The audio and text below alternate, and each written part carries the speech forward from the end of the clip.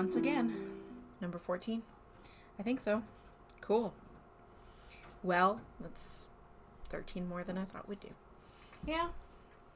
I mean, it's 14 more than I really thought we'd do. That's true. It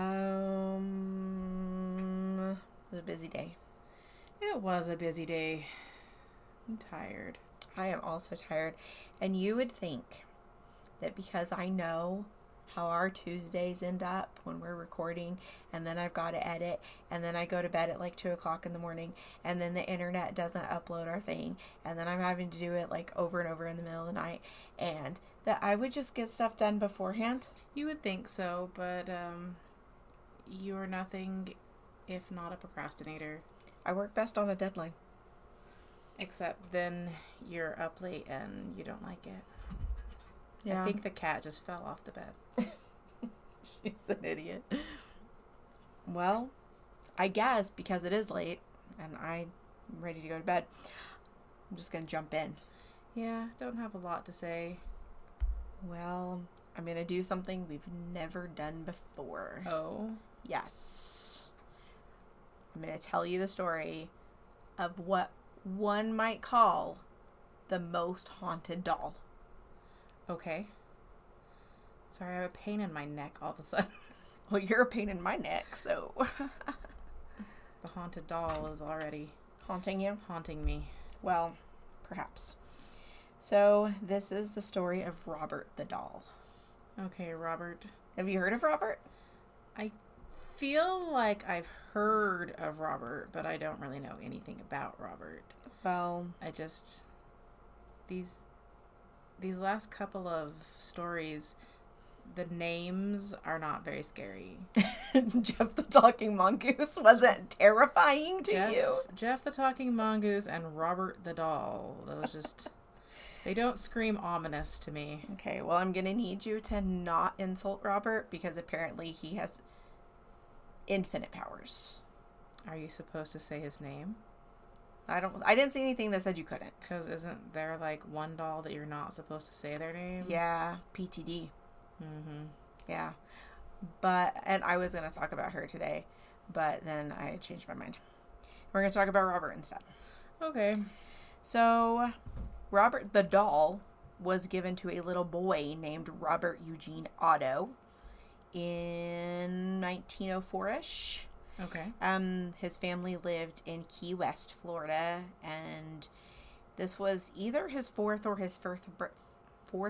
fifth birthday, depending on what I was like. Yeah, you know what? It's late and it's been a long day. And I've done a lot of driving today. I'm exhausted. I did any driving today, and I'm exhausted. Yeah. Well, anyway, so. The doll was produced by the Steiff Company in Germany, and this is the same company that maybe invented the teddy bear. Okay. Do you know the story behind the teddy bear? It has something to do with Theodore Roosevelt. Yeah, so when I was researching the story, I learned the story. And apparently, so he was a avid, hunter, and he had gone out on a hunting trip. And the men who were with them were apparently terrible humans. And they knocked a bear over the head. And then they tied the bear to a tree. And were like, "Here, Mr. Roosevelt, shoot this bear." And he was like, "No, that's not fair." Yeah. And so he didn't shoot the bear. And so then there was a company in Mississippi or something that stuffed made a stuffed bear, not a real bear, but a teddy bear, and they called it Teddy's Bear. Mm-hmm. But then the Steiff Company in Germany apparently made the first official teddy bear. Okay. But they also made Robert the doll, which is where our story is supposed to be heading. Yes, not bears. Not bears. So not Theodore Roosevelt. No. So the doll was purchased in Germany in 1904, and I saw most of the stories said that it was purchased by the little boy's grandfather. that he had gone to Germany. He saw this doll. He thought his grandson would really like it, and so he bought it. But I also saw another thing that said that the gift was from his mother. But either way, the doll is known for its sailor suit that it currently wears, but was thought to probably actually have originally been a depiction of a jester. Okay. But if you look at him now, he doesn't have any paint on his face anymore, so it's like worn off over the years. And the sailor suit is believed to have been something that Robert Otto wore as a child. And this is because it's a fairly large doll. Yeah, is where my next bullet is that this doll is about 3 feet tall. Okay. So it's like life size as far as like a small child goes. Is it weird that I don't really think about people living places like Key West in the early 1900s? No, I guess it's not weird that you don't think that, but like because I think of those places as like modern resorty places. Yeah. But I don't think about people living there like... I mean, to be fair, I don't know when Hemingway was alive, but didn't he live in, like, the Keys or something? Oh, man, I don't even remember. Isn't that, like, where his, like, estate with all the cats with the thumbs live? Yeah, I honestly don't remember where Hemingway lived. But, anyway, so, because of the doll's size, it's thought that this doll wasn't even supposed to be, like, a toy, that it was made as a window display. Okay. But I guess mannequins are creepy on their own. Yeah. So he's made out of, it's like a cloth doll, and he's stuffed with a wooden wool material that's called Excelsior. And he has black button eyes, and I kept seeing things that said he wears a smirk on his face, but like if you look at him, I didn't think he looks very smirky. So the alternate story to the doll's origin is that the Ottos had several servants, and they had a servant who was like a Bahamian or Haitian woman who was in charge of caring for Robert the child. Okay. And the theories that go around this story is that, one, they caught her practicing black magic and they fired her. Okay. Or that she had a child who died, and that child was possibly hers and Mr. Otto's child.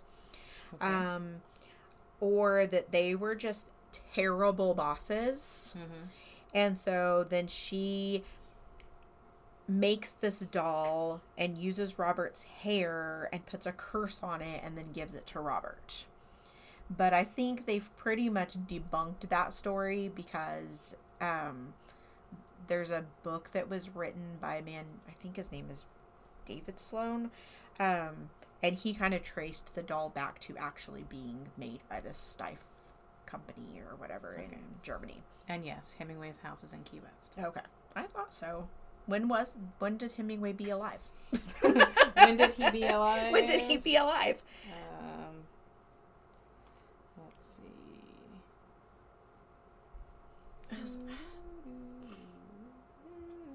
Because is he in that movie that Loki's in? Yeah, he died in 1961. Okay. So, yeah, okay. So that's this era-ish that we're going to be talking about. Let's see. I thought it would tell me when he was born, but it didn't. Yeah. Oh, well. Okay. So, soon after... 1899, sorry. Oh, okay. So, he's about the same age as Robert the child. Yes. All right. So, soon after the doll is gifted, the little boy decides that the doll's name is Robert, and that he, the boy, is now going to go by Gene. So, remember, his middle name is Eugene. So, he's going by Gene now. And he says that it's because he gave the doll his name. Okay. Now, I heard or read another thing saying that the doll told him, because Robert's my name. Yes. You can't have it anymore. But, so he takes the doll with him everywhere. He feeds it. He tucks it into bed at night. He talks to it. And all of these articles and podcasts and stuff made it seem weird. But I was just thinking, like, what child doesn't do this with their doll? And then So, Robert the Doll is one of the things that is on Zach Bagans' first episode of Deadly Possessions. Mm-hmm. So, it's the Dybbuk box, the debunked box, Yes. and Robert the Doll. The super fake box. And so, the lady who brings Robert is, saying, that he talks to it and all this stuff. Zach has, like, the exact same reaction, like, what's weird, kids do that with their dolls. But then the lady goes on to say that what's actually weird was that he continued doing this even as a teenager. Okay. So that maybe is a little weird. Maybe. Because, just depending on the teenager, I guess. So the family sometimes will overhear Jean speaking to Robert, and then they hear a deep voice responding to Jean. Gross. And I don't think they ever actually saw this, like, interaction happening, but they would, like, hear it from, like, the other side of the room or door, or, like, going down the hall or whatever. They also start hearing little footsteps running around and a child giggling from other rooms. Okay. One night they're... Not creepy at all. No, not at all. One night they're woken up by Jean screaming and sounds of furniture being knocked over in his room. And they try to get in, but the door's locked, which kind of becomes a theme with Robert. And when they finally get in, they find Jean cowering in bed. His room is a disaster, and Robert's sitting at the end of his bed. Okay. And so anytime Jean would be scolded for breaking a toy or something, or losing something or whatever, he would say, Robert did it. Mm-hmm. And I am inclined to believe him.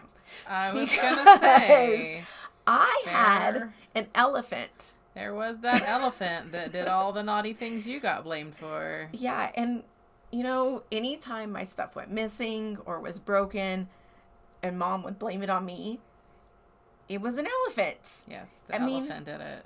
Why would I lose my own stuff? Exactly. Who loses their own things? It's always got to be somebody else. It's my toys. Like, why would I lose my toys? Exactly. Why would I break my toys? It was a stupid elephant. That silly elephant. He was not silly. He got me into a lot of trouble. So, anyway, people claimed to witness the doll changing expression, as if it could understand and was reacting to the conversations around him. Mm-hmm.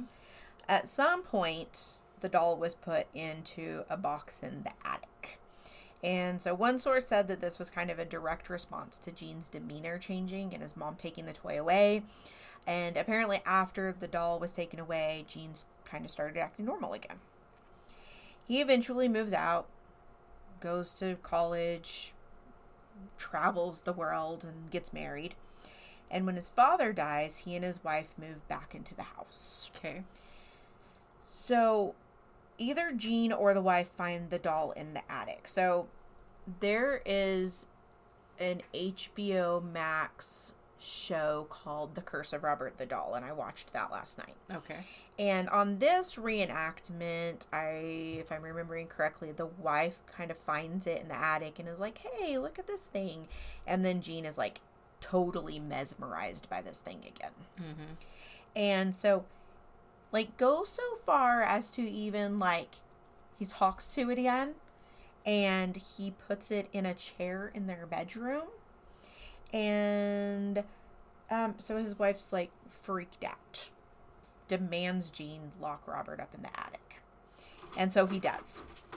And Hazel is annoying. Could you be done? Okay, thank you. All right, so they would hear... Oh, so Robert seems none too pleased with his new arrangement. Mm-hmm. Because, I mean, he was living his best life in the rest of the house. No, Right. he wasn't in the box in the attic anymore. So they'd hear footsteps and giggling from the attic. And then they heard from neighborhood children that the doll was watching them walk to and from school from the bedroom window. And that sometimes he was there, sometimes he wasn't, sometimes he was in like another different window. And I don't remember if it was on the Robert the Doll website. One of the websites I looked at said that the doll was mocking them as they were walking by, but there was no, like, clarification on this. Like, I don't know. He was, like, jeering them as they were walking down the street. I don't know. But, so Gene's like, there's no way I locked this doll up in the attic. Mm-hmm. So he goes upstairs to the bedroom, and Robert's sitting in a chair in front of the window. So he locks him back up in the attic, but this apparently happens like several times. Okay. And then 1974, Gene dies. And some sources say that Anne went crazy and then died a couple of years before Gene, or a couple of years after Gene. But then I read another one that said that she moved to Massachusetts and then died like 5 years later. Or a week before Gene. Or of hantavirus and... Aw. Poor people. Still so weird. It is weird. If you don't know what we're talking about Gene Hackman and his wife. Yeah. It's a very weird story. Like, they've said that they both died of natural causes about a week apart, but it's still just... I have so many unanswered questions. Yeah. Yeah, that's a really sad story. So, okay, so...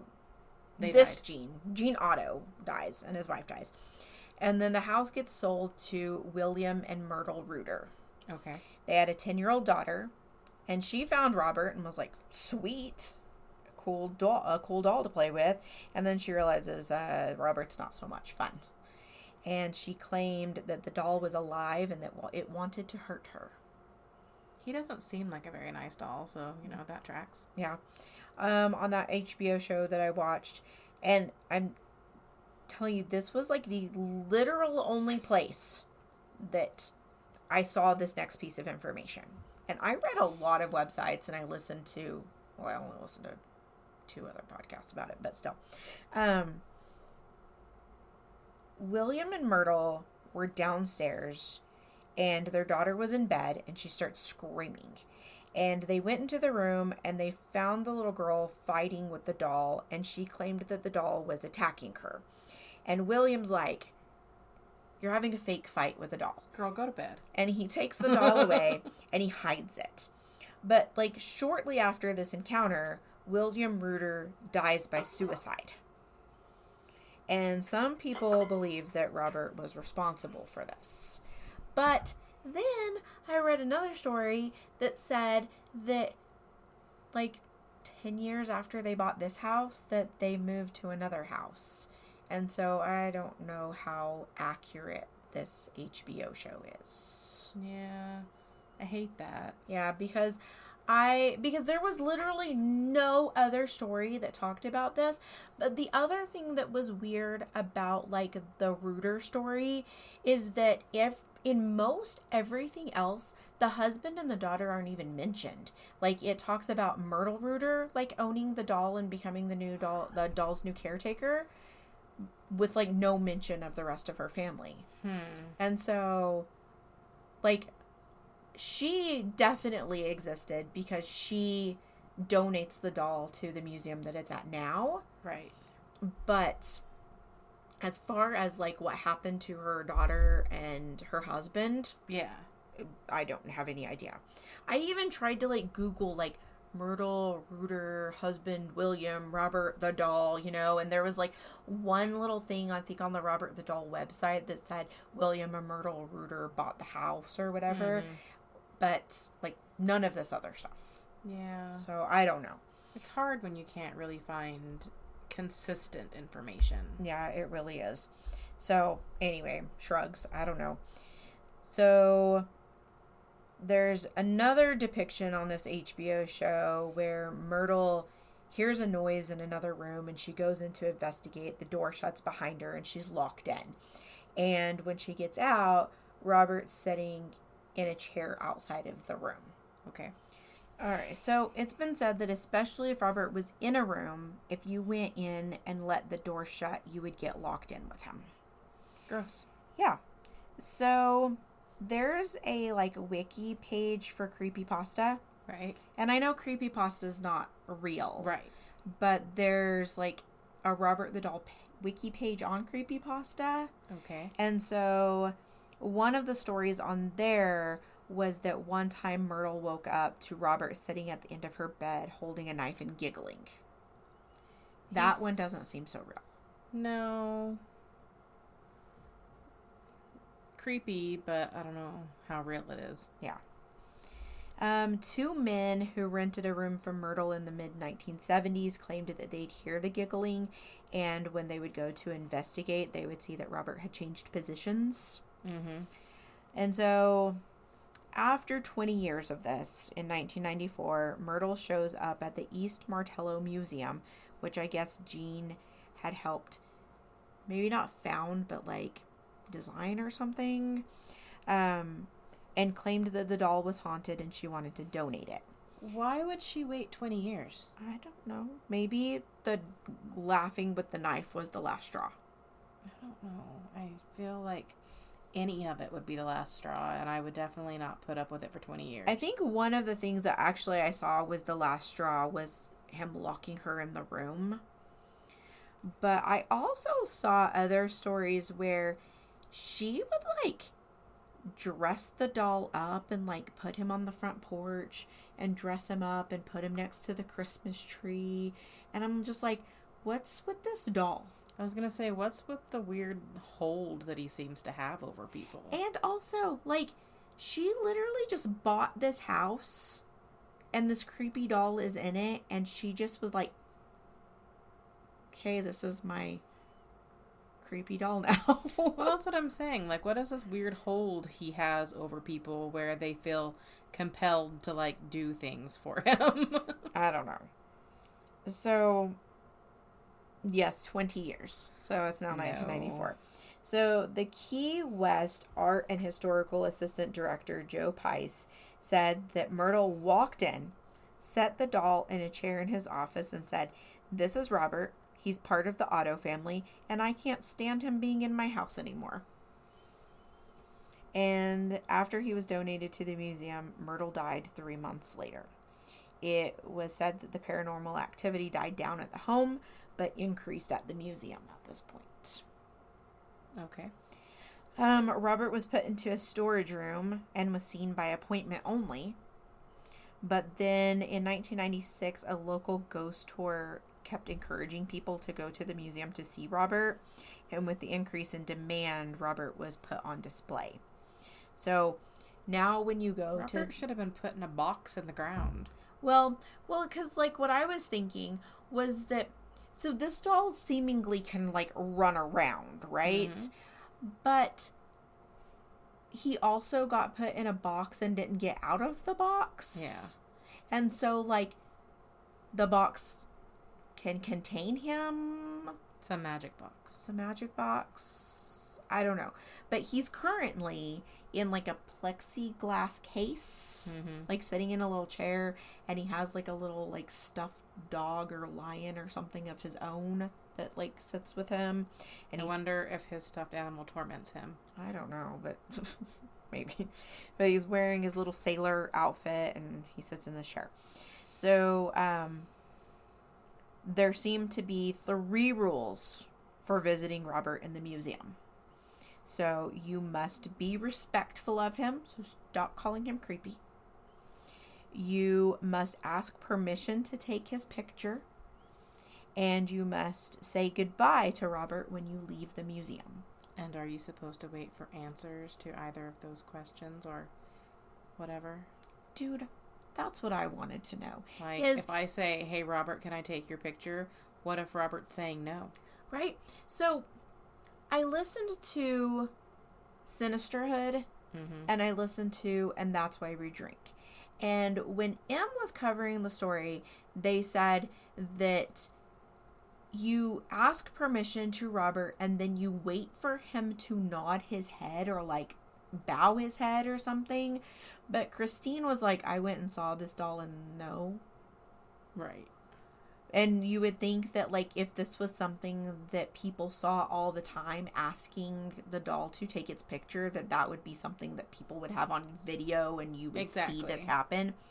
And so I think it's more of just a, hey, Robert, it's cool if I take your picture, right? Or I don't know. But, like, I just was wondering the same thing. Like, what if in his little doll brain, he's like, no. Exactly. But you don't know. And then you take his Exactly. picture. That's what I'm saying. And then he curses you. And he curses you for taking his picture when he didn't want you to. Yeah. So, yeah.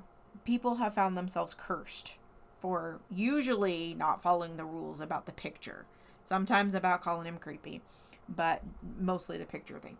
So there was a lady that appeared on both the HBO show and on Deadly Possessions, and that claims that she was cursed by Robert. And she said that it was because she didn't ask permission to take his picture. She said that she was in 2 car accidents in one day after leaving the museum. And I can't remember what else happened to her, but this woman was like crying and like super like broken up about this. How do you know that you're cursed by the doll and it's not just really bad luck? I don't know, because honestly, like, I feel like Robert has cursed me and I've never even met him. Yeah. So, I don't know. I guess anything that goes bad after you leave the museum, you can just start blaming on Robert. Hey, Robert did it! See? Robert the child taught us a rule. Yes. That Robert did it. So on both shows, she apologizes profusely to Robert and asks his forgiveness and to stop cursing her. I was right. That guy's name is David Sloan. So David Sloan wrote a book called Robert the Doll, The True Biography of Key West's Haunted Doll, said that while he was researching and writing the book, he lost 4 hard drives worth of material. Backups of his manuscript would disappear. And he also claims that one night he was pulled out of bed and suspended in the air and then dropped onto the floor. Fun times. Yeah. The museum gets letters literally every day from people apologizing to Robert. Like, they have, like, tons of letters from people. And so it's said that people have experienced illness, broken bones, they've lost jobs, they've had accidents, they've got divorced, all of these things after they disrespected Robert in some way. One person wrote in and said that they didn't understand why Robert had cursed them because they thought they had followed all of the rules, and they were looking at the website and they noticed a tab with no title that they didn't remember opening, and when they opened it, it had one single sentence on it that said, "You did not say where you were from." So I guess that's also a new rule. I guess the doll is just making up rules as he goes. Yeah.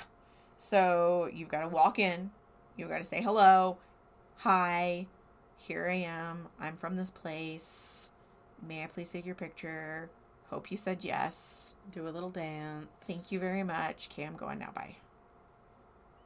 So, also, somehow people have decided that he likes candy, and so they leave candy for him, or they send candy in the mail. I think maybe Sinisterhood said that people are also leaving joints. Well, I was going to say, what if he likes a nice cigar or something? Well, he gets joints. So... Please send all of your candy and drugs, too. Right. So these days, in addition to visiting the museum, you can also purchase yourself a mini Robert. That's what everybody needs. So that you can have your very own little haunted doll. A little miniature creep. Yeah. So he's a little worse for the wear these days. If you see pictures of him, he's got some little like holes in his face where you can see the straw or whatever behind him. There was one, I didn't write it down, but there was one story that museum workers will like see his hand pressed up against the glass sometimes. And there was one story where they like locked up for the night and they came back, and the next day there was a chair pulled up next to his case as if somebody was like sitting and talking to him. One depiction showed like that his shoes looked a little dirty, and then on the floor there were little Robert-sized footprints on the floor. Huh. Not creepy at all. No. And it was so funny because while I was like reading through these things and you know, reading about him like moving around and stuff, all I could think about was our effing dad and those effing porcelain dolls. Those things were not pleasant to have staring at you when it was time to go to sleep. They were not. And then our stepsister would like go in the middle of the night and move them to try to scare us. And then swear she didn't do it. Yeah. And that house was creepy enough that like maybe she didn't do it. Exactly.